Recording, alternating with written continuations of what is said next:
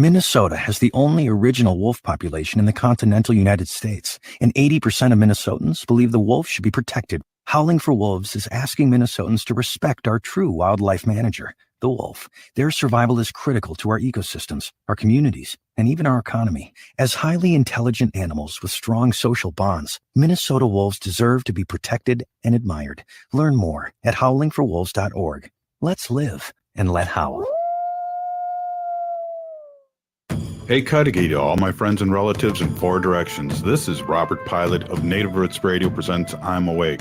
I'm here to ask you for your support. Finding honest Native-centered news is not easy, but with your support, we're able to provide accurate information about Standing Rock, Line 3, treaty violations, and COVID-19 in our Native communities. Please visit Native Roots Radio Network on Patreon and donate if you can. That's Native Roots Radio Network on Patreon. Pinigigi, and thank you for your support.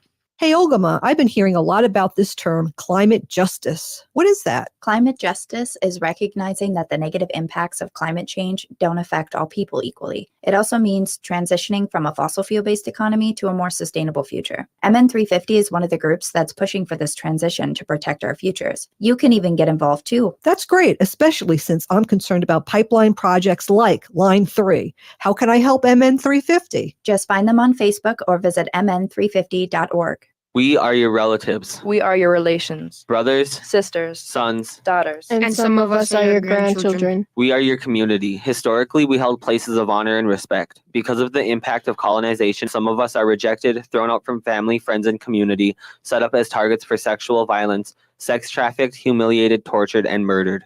Everybody has the right to be safe. We are your relatives. Remember, homophobia is not traditional. Sponsored by the Minnesota Indian Women's Sexual Assault Coalition. Ramsey County's Transforming Systems Together initiative is rethinking how the county delivers services and invests in the community, including through grants. Grants are available to support individuals and organizations providing prevention services and serving vulnerable youth involved in child protection and foster care. To learn more and see if you or your organization qualifies, visit ramseycounty.us/TST grants. Applications are due by September 30th. With your AM 950 weather, I'm Brett Johnson. Look for a chance for rain overnight with a low around 64, Saturday rain with a high near 81, and Sunday partly cloudy with a high near 76. Crooner's Supper Club has an exciting mix of shows on 3 stages to round out the summer season from both big-name local and national artists. Find the concert experience that's right for you at croonersmn.com. That's Crooner's Supper Club, located off Moore Lake and Highway 65. A little piece of old-school nightlife in the 21st century. Portions of Native Roots Radio may be pre-recorded. It's a good day to be indigenous. Get up, stand up. They are going to become more brutal. Couldn't cut, hitting cut again. Because all the hippies were trying to be Indians anyway. They're going to become more repressive because it's a matter of dollars and their illusionary concepts of power. Hey, Victor. We must live in balance with the earth. And also with recent happenings at Wounded Knee. I am awake. Welcome to Native Roots Radio presents I'm Awake, and I'm your host, Wakanja Hade. Hey, Cudahy to all my friends and relatives in four directions. You are listening to Native Roots Radio presents I'm Awake, and I'm your host, Robert Pilot. We discuss local and national Native news and events, and as you know, Native issues are human issues, and human issues are Native issues. And this portion of the show is brought to you by MN350, a grassroots organization fighting for climate justice. Right on. Hey, Ogama, good to see you today. We have State Senator Mary Kunesh on today, and you have the news. And it's interesting, you know, how busy our lives are. And I caught your message just before you got on. It's like I don't have my headphones, and it's just like, oh, welcome to my world. It's just like, you're one of the most organized people I know. So I am organized chaos, and I've had members of my family refer to me as Hot Mess Woman. Should have been my Indian name. So I hold it together like a lot of us matriarchs do, but some days that organization looks about as organized as the rest of the universe. Well, you're married, you have a home, you have a 9-year-old daughter and a young daughter that's 6 months, I believe, and Well, just that's, you know, a lot of plates to spin, and I know you have other things going on too. So we really appreciate you, and I just got to let you know, a lot of people that stopped by the fair talked to Wendy and mentioned you on how much they really appreciated what you brought to the show. Which I know you bring more than just the news. So I want to say, who I really appreciate what you do. And with that segue, I want to bring you on and talk a little bit about the news today. Welcome, Ogama. Yeah, miigwech, Robert. I love being here and I love doing this work. Some days it's harder to do this work than others, but you know we've had a lot of good news in Indian country, which I'm happy for. It's been kind of it's been a chaotic few years as we try to keep up with what's happening as Indian country makes some pretty big gains, and as Native Rich Radio makes some big gains, and a lot of other Native organizations are doing a lot of really good work as well. One of the things I want to highlight is there's a water protector open mic night happening tomorrow. So every third Saturday, they're going to be coming together at the NEB Center, which I believe is in Bemidji, Minnesota. Correct me if I'm wrong. It doesn't actually list on the post for the event where the NEB Center is. However, there is a water protector open mic there. It's a safe and supportive environment, so you can bring a song, an art piece, a poem, a film, or any other creative endeavor you might feel called to share. They said they took the winter or the summer off, but now they're excited to continue sharing art. This is hosted by the Water Protector Support Network, which you can also find on Facebook. So if there was something during Line 3 or something that's coming up for you dealing with the ongoing issues with Line 5, definitely that's something that you want to take some time to connect with, because we all know water is life, and making art is incredibly important. And it's really going to be wonderful if people can take that time to connect at those types of festivals and events. Speaking of which, there is a Wild Rice Festival at the Harriet Alexander Nature Center in Roseville, Minnesota. That's tomorrow, September 17th, from 10 a.m. to 4 p.m. It's a celebration of wild rice, Native American culture, and the Minnesota fall harvest, which sounds really exciting. Robert, do you think you're going to get over there? Well, I did not know about that. You're going to have to send me the information because Roseville is a suburb of St. Paul, and I live in St. Paul, so I'm going to try and get over there. I Or think you're go going to down, have to get. or to the Sorry. Mankato powwow. Oh yeah, Mankato powwows this weekend too. Food is happening from Powwow Grounds Cafe and Taqueria Bravo, as well as wild rice, maple syrup, and jalapeno jams for sale at the Wild Rice Festival. And Powwow Grounds has some pretty great food, wonderful coffee as well. I've heard good things about Taqueria Bravo as well. So, and wild rice and maple syrup is like almost always good. I don't think I've had a bad dose of either. Have you ever had either? Not done well, Robert? No, that's a good point. I'm laughing. Nationally, I wanted to just like touch base on what like an amazing week it has been for Native people at all levels of the U.S. government. Starting on Monday, the White House announced that a citizen of the Sault Ste. Marie tribe of Chippewa Indians named Elizabeth Carr. She was announced as the first ever tribal advisor to the director of the Office of Management and Budget, which is a mouthful. But this is a position that Indian country has been asking for a long time as part of the U.S. government's trust and treaty obligations to tribes. So Elizabeth Carr of the Sault Ste. Marie tribe of Chippewa Indians is the first ever tribal advisor to the director of the Office of Management and Budget. Also on Monday, Lynn Malerba, who is the chief of the Mohegan tribe, was also sworn in as treasurer of the United States. And she is the first Native woman whose name and signature will be appearing on U.S. currency, which is a big deal.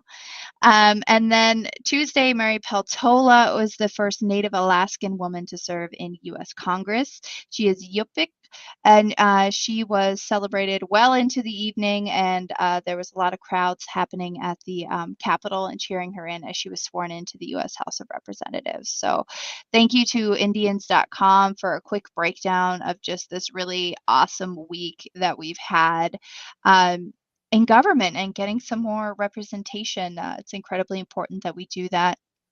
And we always talk about that here on the show, right, Robert? Yeah, we're on a roll. That's what I was thinking as you were saying that. We're on a roll and a good roll, and we have to keep it up. And really, there's still things, Ogama, as you know, where we need more representation. And, storytelling is a big thing. And I think that's coming through now, but we still need to tell our own stories. And that's a big thing.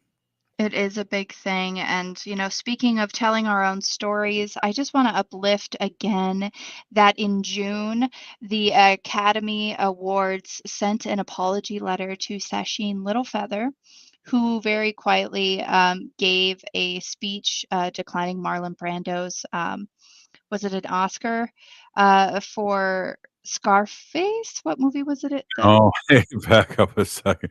I can't remember which movie he was in. Marlon Off the top- Brando, Godfather. The Godfather. Thank you. I'm sorry, guys. It's Friday and my brain is fried. But there will be an honoring for Sasheen Littlefeather September 17th at the Academy Museum in Los Angeles, which is tomorrow. And they're going to read the full statement of apology, and she's going to participate in a conversation with the co-chair of the Academy's Indigenous Alliance named Bird Running Water. So I'm really excited to see that, although, 50 years is a long time to wait for an apology, right, Robert? Yeah, not only that, and I agree 100% on that. And you see, Antonia is out there working on that story too, and she's going to have some updates for us this month on just that. I don't know if you noticed that she's there too. Oh, that's fabulous. I'm so excited about that. Antonia Gonzalez from National Native News has come in and shared some really awesome stories with us here on Native Roots Radio. And I'm really excited that she's willing to come bring some news of that in for those of us like Robert and I who are a little bit too busy to squeak over to Los Angeles. I do want to say, too, in the national news of sports, the Mohegan tribe bought the Orlando Miracle and renamed the team the Connecticut Sun and relocated them to Connecticut. So the Connecticut Sun, which are of the WNBA, are actually they're working to win the organization's first championship, but now they have first under their belt. So this is they won a finals win. The Connecticut Sun, which is owned by the Mohegan tribe, is the first tribally owned basketball team to win finals. So that's exciting. Wow. That's great. That's an update. We're everywhere. Hey, up next, Pinigigi there, Ogama, great news segment. Up next, State Senator of Minnesota, Mary Kunesh. We'll be right back after this short break. Stay with us.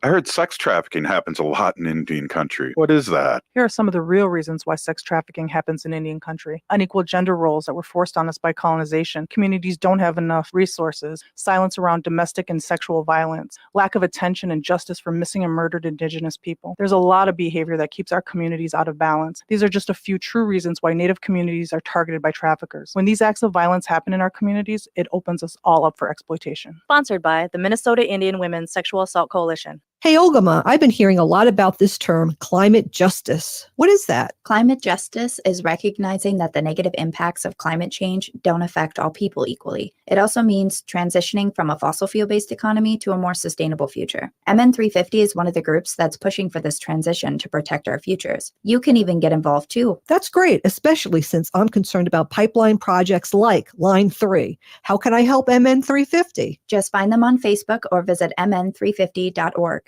Minnesotans age 65 plus might qualify for Health Partners Minnesota Senior Health Options. The plan includes personal support, coverage for medical, prescription drugs, and dental, plus over 30 extra benefits. Eligibility information is available at healthpartners.com/oneplan. Health Partners is a health plan that contracts with both Medicare and the Minnesota Medical Assistance Medicaid program to provide benefits of both programs to enrollees. Enrollment in Health Partners depends on contract renewal. Don't fall for vaccine misinformation. Local medical professionals are available to answer any of your questions. Initial shots and boosters are safe for people who are pregnant and even young children. Right now, vaccines are available for anyone over 6 months of age, while boosters are available for anyone over the age of 5. This message brought to you by the Native American Community Clinic. Find a vaccination site by calling 651-304-9986 or visit vaccineconnector.mn.gov. Hi, I'm Jane Fonda, and you're listening to Native Roots Radio. And we're back to Native Roots Radio presents I'm Awake, and this is Robert Pilot. This portion of the show is brought to you by the Minnesota Indigenous Women's Resource Center. Oh, hey, right on. Hey, we're here. It's a Friday, and we're here with Minnesota State Senator Mary Kunesh, District 41, right? Oh, she disappeared. Did you see that? Where she is? I did see that. She's back now. She's on mute, though. Wait, Mary, three? you're on mute. Okay, 3. District 39. It's my new district is District 39. When I Google you, Mary, it still says 41. So I'm sorry that I keep putting that up on our posters. For everybody watching us online, this is the third week in a row I've forgotten. I'm going to go fix it right now. So I'm going to pop off camera. Oh, I have to defend Ogama too, Mary. I just looked it up to make sure before the show too, and it said 41. So yeah, they didn't change too much, in the official stuff, but it's 39. Hey, I got to reminisce with you about last Friday, how wonderful that was, and how oh, look at the little baby. Yeah, I got my little granddaughter here. She loves Zoom, so she loves doing radio. She loves doing radio. That was a fabulous event last Friday. I thought it was spectacular. It was fun too. A new friend of ours from CBS sent me a nice note. He listened to the show after he met us at the red dress gala that we were at, and gave us a lot of cool points on our show. So that was exciting to hear from somebody that's national and just dropping in and listening in. So that was fun. And then our little Ho-Chunk author, her book just came out this last week that we interviewed her. I should say you interviewed. I was trying to keep my cool and run the board, but things like that are happening all over, and it was a great event for me to also see and be reminded by all the great groups here in Minnesota that are working on Native American issues. It's just crazy, isn't it? Yeah. Minnesota has such a large urban population of tribal members from, not only Minnesota, but across the nation. And there's the good, the bad, and the ugly, of course, in any community. And we're really fortunate that there are a number of nonprofit organizations that are doing the good, hard work that needs to be done to address the needs, the gaps in services across the state. And this was a fundraiser for Minnesota Indian Women's Resource Center, and they definitely are a resource center. I mean, if there's anything anybody needs, that would be the place that goes. And they're so really, really good about meeting a person where they are and looking for those resources that they need, whether it's housing or food or clothing. They oftentimes will have sewing circles for women to make their ribbon skirts, and they do it, in community with the rest of them.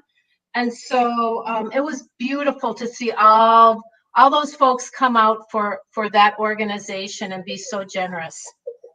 Right, and everyone was in their Sunday best, which was also great to see, and starting out in a good way with the prayer, starting out with the jingle dress dancers. A couple of my former students were out there, really excited to see them, and then there's just a lot of doers, and you had, I should say, they had really given you a lot of kudos for the work that you've done. And that was great to see. The Lieutenant Governor was there, and then also Deb Allen, who kind of started this whole thing here with our native and BIPOC representatives and senators. Susan Allen, yep, the very first Native American, actually Native American to serve in the Minnesota House of Representatives, let alone the first woman. And she started us off. I remember when she was running, and the first time, and my daughter was working on her campaign, and she said, "Mom, you should come help. This is going to be the first Native American woman elected to the Minnesota House of Representatives." And so I did some of the behind the scenes kind of work, and Susan really stepped up and really led by example. And when I decided to run, she was one of the first people I went to talk to. And she just, in her quiet, serious way, she just, questioned me and asked me about my values and my history and my plans. And then at the end of the conversation, she said, "Well, yeah, I think I can support you."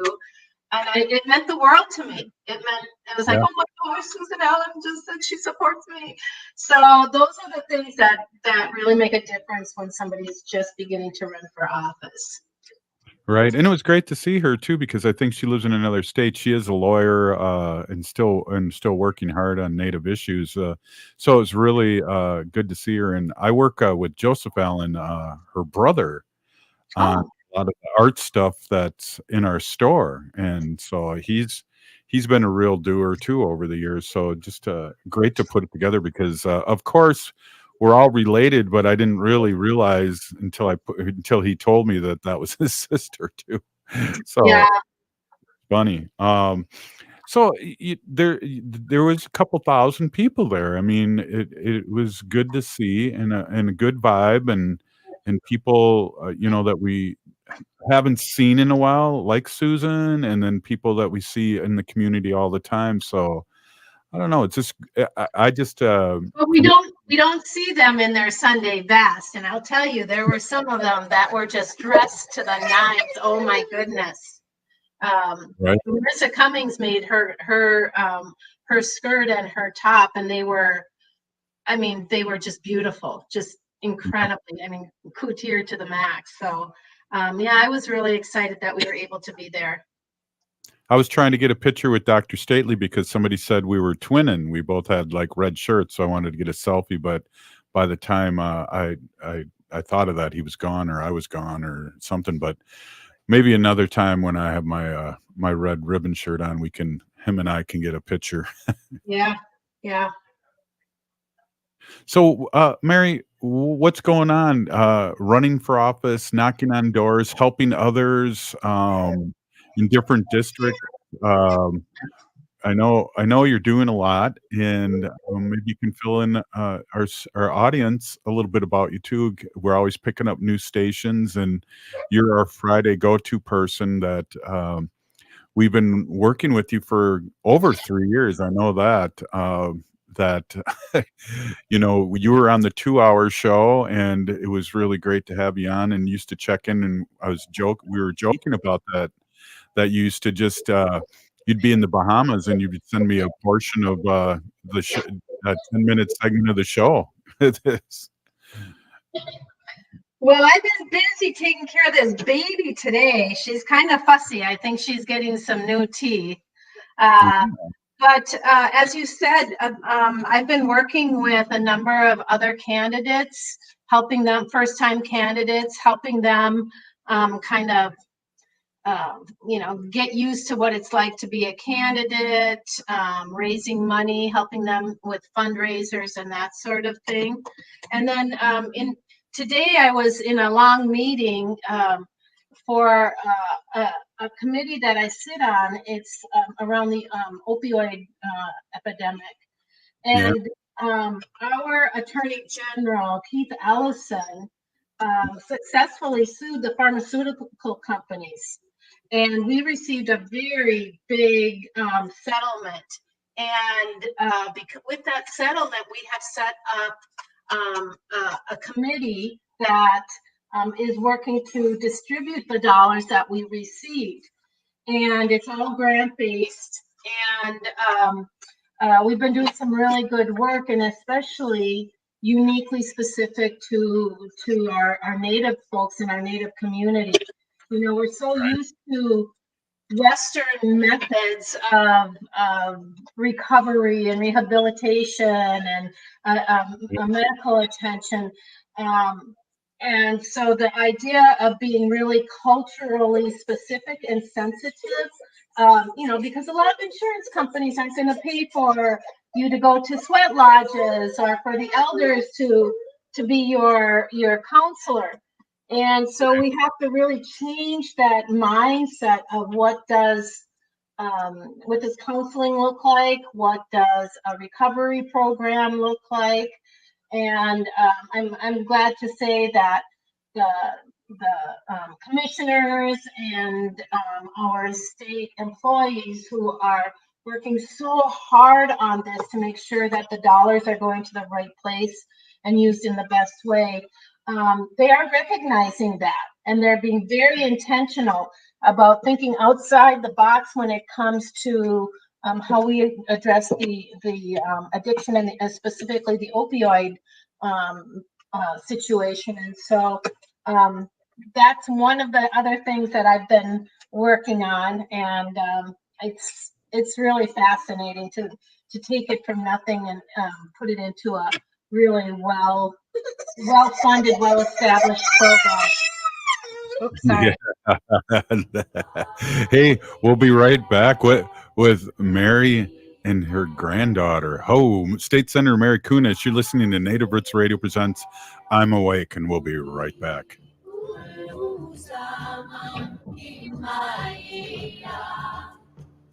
Ramsey County's Transforming Systems Together initiative is rethinking how the county delivers services and invests in the community, including through grants. Grants are available to support individuals and organizations providing prevention services and serving vulnerable youth involved in child protection and foster care. To learn more and see if you or your organization qualifies, visit ramseycounty.us/TST grants. Applications are due by September 30th. Next Chapter Booksellers has lots of new books in stock just in time for fall. And while we're sad to see summer go, the colder weather does make better reading weather, so stop by the store off Snelling and Grand in St. Paul. Browse the shelves, or if you're not sure what to get, ask a friendly bookseller. We're great at making recommendations no matter your taste. Next Chapter Booksellers also has a wide variety of puzzles, games, and even some early holiday shopping gift ideas. That's the independently owned Next Chapter Booksellers in St. Paul. Hi, Minneapolis. This is Randy Rhodes. Listen to me. Weeknights, 10 to midnight, AM 950, the progressive voice of Minnesota. Hi, this is Chad from AM 950. Snap Construction is arguably the most well-reviewed roofing, siding, window, and insulation contractor in the metro. Ryan is so excited about working with AM 950 and our listeners that he wants to help us grow. This is Ryan, owner of Snap Construction. I was friends with Chad long before I started marketing with him. I was a bit skeptical of radio advertising before Chad convinced us to run ads. The advertising's been so successful, we want to help the station grow. We've absolutely loved working with the listeners of AM 950, and we all know how extremely important this radio station is to the community. To help AM 950 grow this summer, Snap Construction will be putting up proceeds to assist the station in marketing on social media. Snap Construction encourages you to follow, engage, share, and interact on the AM 950 social media platforms. Together, we can all work to ensure AM 950 continues to thrive and grow in our communities. We stand by our work with a lifetime craftsmanship guarantee. For a free estimate or more information on our financing, call 612-333-SNAP or check us out online. Hi, folks. This is Kirk Bankstad from the Minocqua Brewing Company, and I sell Choice Hard Seltzer. Choice is an all-natural, 105-calorie grapefruit-flavored hard seltzer for those who believe that a woman's reproductive decisions should remain a private matter between her and her doctor. When you purchase Choice Hard Seltzer, 5% of the proceeds go to support reproductive rights organizations in Minnesota. Drink progressively with Minocqua Brewing. Get their Choice Hard Seltzer at Top 10 Liquors in Plymouth and Top Value Liquor in Columbia Heights. Find other Twin Cities locations at MinocquaBrewingCompany.com. Hey everybody, this is Gregory Rich, founder of Habitation Furnishing and Design and host of Drink in the Style. Say, I'm willing to bet that you're hearing this in your car, and there's a good chance that you're heading home. If that's the case, let me ask you, are you looking forward to getting there? Is your home a place that energizes? Well, if it isn't, it might be time for a furnishings refresh. Think about it. We've all spent a lot of time at home over the past couple of years, and maybe you need more than just a new sofa. Why not have a skilled, professional, tasteful interior designer from Habitation help you create a space that is exceptional? Whether it's your family room, living room, bedroom, or even home workspace, Habitation can help you create an environment that is exactly what you've always wanted. Habitation Furnishing and Design, located at the District Edina, 7777 Washington Avenue South, and online at habitationdesign.com. With your AM 950 weather, I'm Brett Johnson. Look for a chance for rain overnight with a low around 64, Saturday rain with a high near 81, and Sunday partly cloudy with a high near 76. Crooner's Supper Club has an exciting mix of shows on 3 stages to round out the summer season from both big-name local and national artists. Find the concert experience that's right for you at croonersmn.com. That's Crooner's Supper Club, located off Moore Lake and Highway 65. A little piece of old-school nightlife in the 21st century. Hi, this is Representative Sharice Davids from Kansas. I'm Ho Chunk, and you're listening to Native Roots Radio. And we're back to Native Roots Radio presents I'm Awake, and this is Robert Pilot. Gotta find my mute button. This portion of the show is brought to you by the Minnesota Indian Women's Sexual Assault Coalition. Right on. Hey, good one. Hey, we're here with State Senator Mary Kunesh of Minnesota, District 39. We're talking a little bit about the work she's been doing here, which her job never stops. But one of the things, too, that we were just touching on a little bit at the end there was, the task force from the Attorney General, the commission. And we forget with all of COVID and things like that, what's happening to our relatives with addiction, and it kind of gotten swept under the rug. And there's a lot of people via suicide, addiction, that's been really suffering through this COVID outbreak. It's good to hear that they're working on stuff. We have not stopped. We have not stopped working on that. I think, well, interesting enough, the very first bill that I ever carried when I was elected to the Minnesota House in 2016 was a bill to start mandating some kind of addiction or drug education in schools. And that came to me from a woman who lost her son to addiction, to the opioid epidemic. Right. That's right. And that was the very first bill I ever carried, and it came so close to passing, but it didn't, because people just weren't really ready for it. And so our Attorney General sued the pharmaceuticals, as I said, and with the decision, I think it was about $20 million annually. And it comes from the fees and from the prescribers and the drug manufacturers and the distributors. Those fees are going to go into the opioid epidemic response account, and that's established in our state government. And that funding will go towards fighting the opioid epidemic. And so, as I said, there was a council that was created. It's called the Opioid Epidemic Response Advisory Council, or ORIC. And we are there to develop and implement a comprehensive effort to address those addictions and overdoses. Yeah. And we saw a number of different pieces of data that show just how disproportionate our Native folks are when it comes to these epidemics and the overdoses. And so we're being very intentional to make sure that we're addressing it in a cultural way, in the best way we can. You Yeah. probably know, State Senator, that Wendy is a former. Well, she is a pharmacist. That's just not. It is retired now, but the doctors that she works with and the doctors per se only have a very small part of their education that has to do with anything with addiction.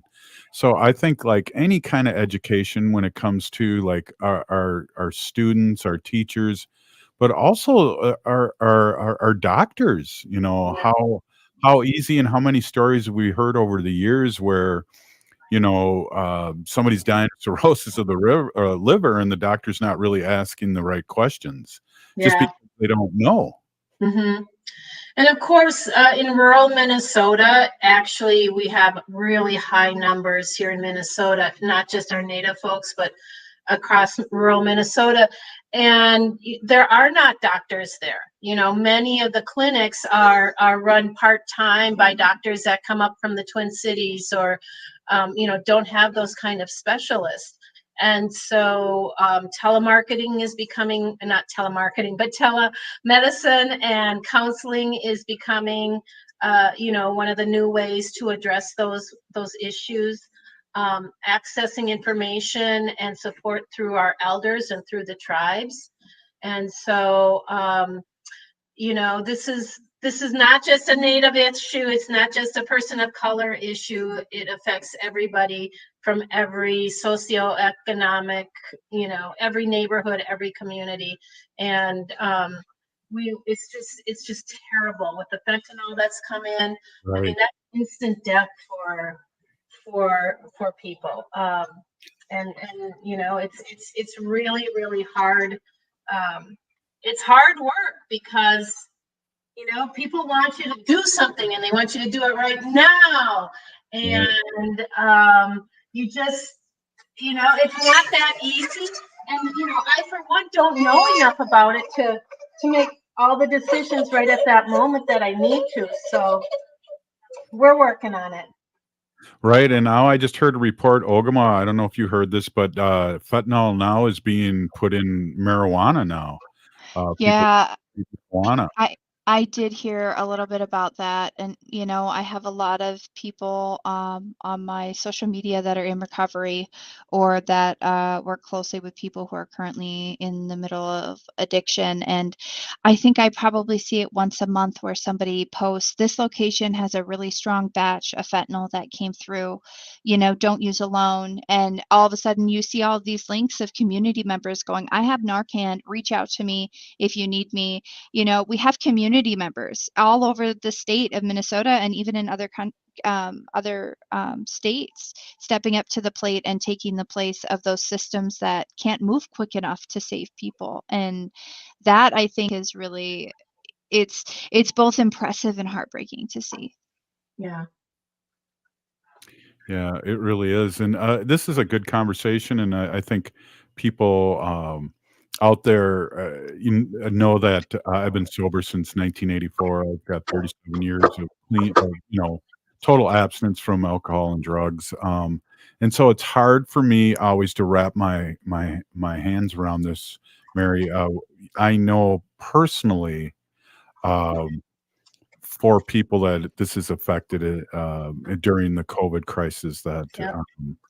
And you see their young ones passing on and you're wondering what happened. And then you hear months later when you see them that it was fentanyl, which, is heartbreaking because it's so fast, so sudden, and it's out there. And, one of the things I do also want to say too is that, they've been stopping it at the border, which is a good thing, but the Republicans have been complaining that the Biden administration's stopping the border. So it's like they're stopping it. That's a good thing, isn't it? As opposed to Yeah. so, It's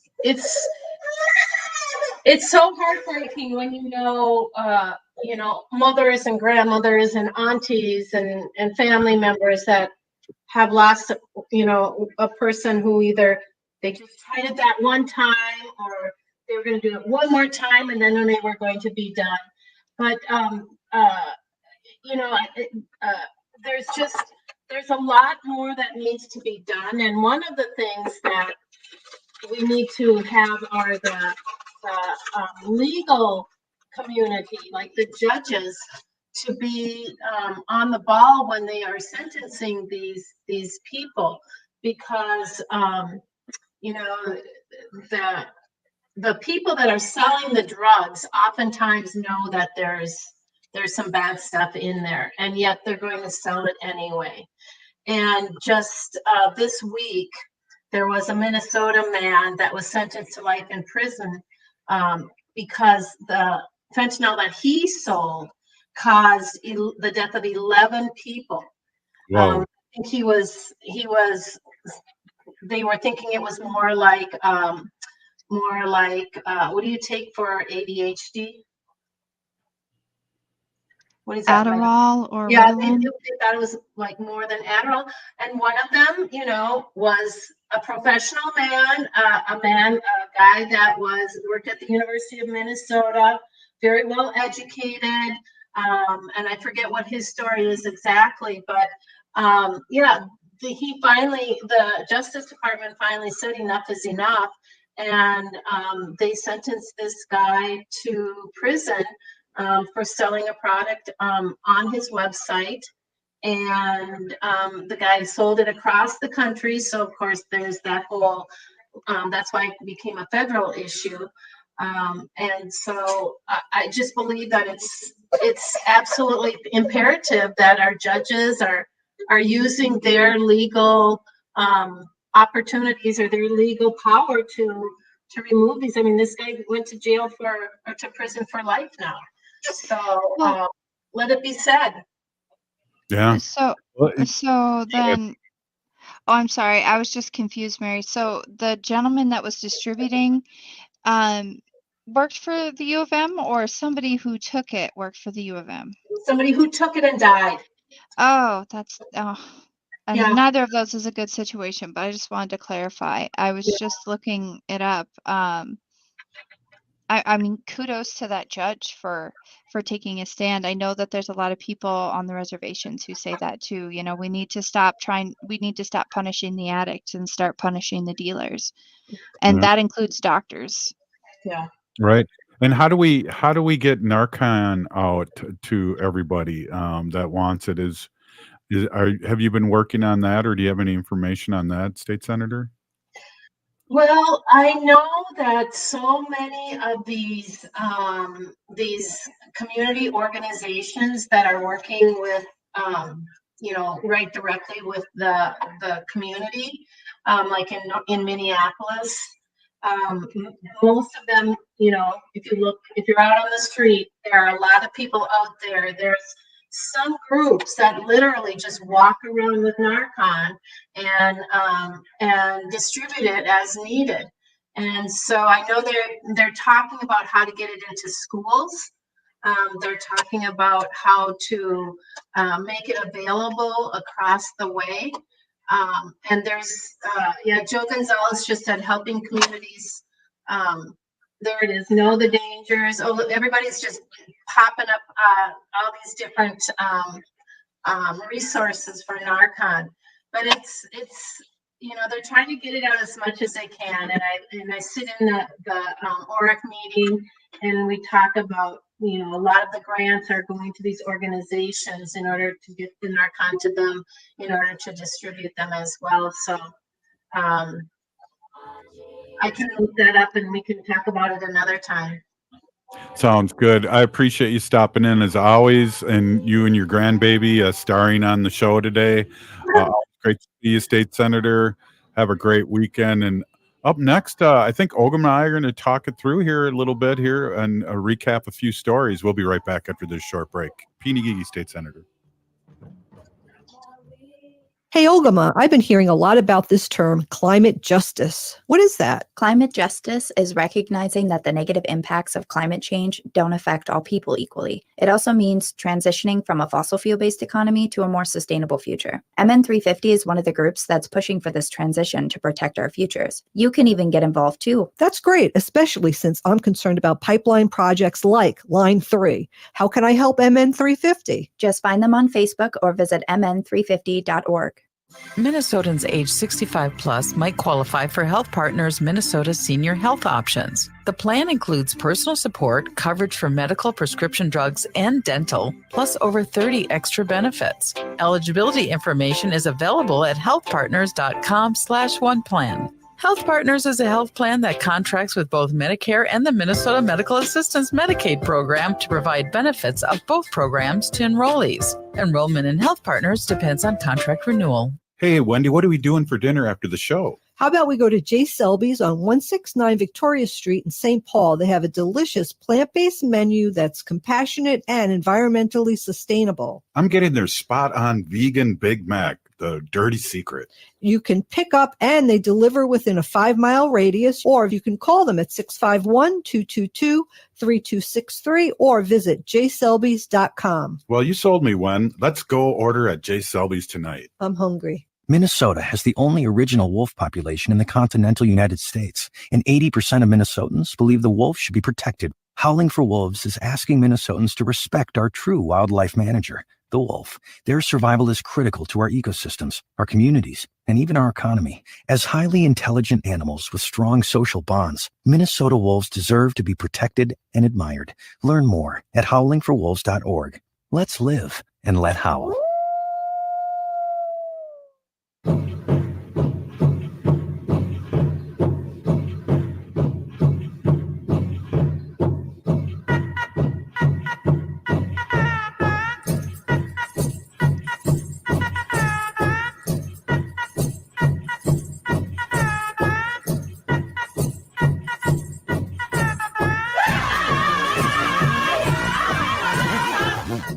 Welcome back to Native Roots Radio presents I'm Awake, and this is Robert Pilot.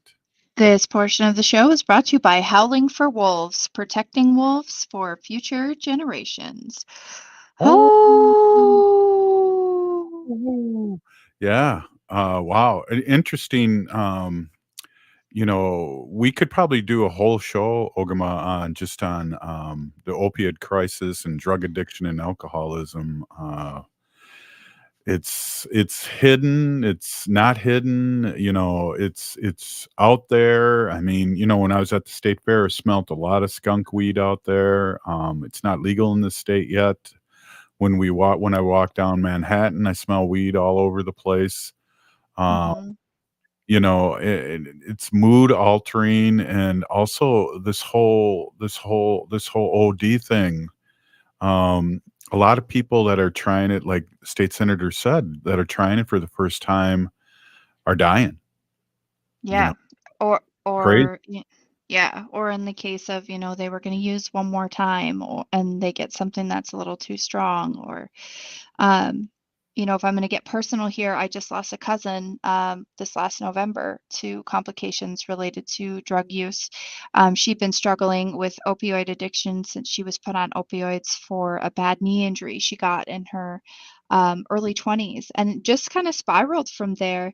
And she had been in the hospital with a heart infection, which many people end up with after IV use. And after she got out of the hospital, she used one more time. And after having detoxed for several days while recovering in the hospital from her heart infection, it was just too much for her body. And she didn't make it out. And, at the Waters Life Festival, Thomas X, I think it was, or somebody that was a guest of Thomas X, the rapper from Red Lake Nation, and really upstanding citizen, works for the youth up there at the Boys and Girls Club, talked that everybody knows somebody. And that's not just Native people, that's everybody. Everybody in the country right now, I think, knows somebody that has battled opioid addiction or has lost their battle with opioid addiction, or addiction in another way, alcohol addiction, meth addiction, people that are struggling with using any sort of mood altering substance. And it's an issue that just permeates into so many things, and yet is still so taboo. People don't want to talk about it. Yeah. Hey, let me switch gears and let's talk about this some more. But I just want to bring this up before the end of the show. Is that I did talk to Rachel on the Leonard Peltier walk to Washington D.C. They made it today to Madison, Wisconsin, and tomorrow is the rally. So everything's cool. Awesome. I was gonna have her on today, but she's exhausted walking, so we'll Oh, try. I'm sure. I'm sure. For those of you that might just be tuning in, there is a Leonard Peltier Walk for Justice happening right now. They left Minnesota at the end of August. Is that right, Robert? I think so. They left September 1st. They left Minneapolis, and they're walking all the way to Washington, D.C. They intend to arrive in Washington, D.C. on November 14th. And they were just in Madison, and they're having a rally tomorrow on Saturday in Madison, Wisconsin. Their next stop is going to be Chicago on approximately September 24th. We do have an exclusive for updates on the Leonard Peltier Walk to Justice with somebody who is on the walk. But clearly, they're exhausted. And if you are somewhere along the way and you're listening into us, definitely follow Leonard Peltier Walk to Justice on social media and Facebook. And you can also email them at Leonard Peltier Walk to Justice at gmail.com. That's TO, not the number 2, Leonard Peltier Walk to Justice at gmail.com. If you have some sort of support or you want to send a little note, keep going. We appreciate you. We're with you in spirit. I'm sure those people walking would just love to have a little bit of communication on that. Well, also too, Ogma, if you noticed too, I gave a shout out the last couple days to our Ho-Chunk relatives joined in the walk, and so what that means is somebody like Rachel Thunder, who's walking a lot, can get into the truck and watch other people walk, and so she's not walking the whole 10 million miles, and that's Right, exactly. so join in and walk, 20 miles for Leonard, and it's really appreciated, and we appreciate it. It's just good medicine, and that young warrior Thunder will be on next week, Ogama. So we're excited to get an update. Just a little tired right now. There she is on the left. And that's Leonard Peltier's daughter on the right, Kathy Peltier, Yeah, who's with them the as youngest, well. right? Her Yes, the youngest. daughter, yeah. Who, if you remember our show with her, she was born the year he was put in prison, so she's never seen him as a free man, and she's the youngest child of Leonard Peltier. So Yeah, which you know, is just heartbreaking. yeah, that's we got a couple more minutes. Let's jump back a little bit, if you don't mind, Ogama. I think we know people. I'm in recovery. We know people. A small percentage of the people do make it back, but when they do work on it, the percentage gets higher. When they do things, whether it's joining sober squad or some kind of church group or some kind of thing that or 12-step group, that the percentage of them recovering is higher. But to get those first steps, as that we've all experienced with people in our lives, including myself, they need support. They need guidance and support, and sometimes tough love too, right? A little of all of those things goes a long way. And, I think one of the most powerful things that somebody has ever talked about, and I guess I'm not sure who said it. The internet is telling me Johan Hari, but the opposite of addiction is connection, not sobriety.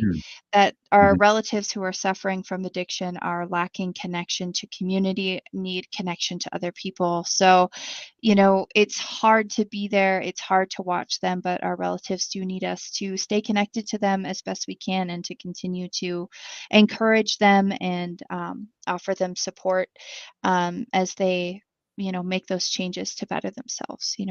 Wow, that's amazing. I think connection means so many things, right? I mean, Mhm. just from our show Wednesday, we found out there was a lot of connections that was missing from a lot of people.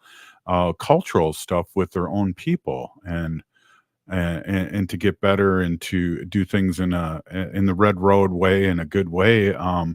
They have to know what they're missing, and that has to be helped too, I think. Right.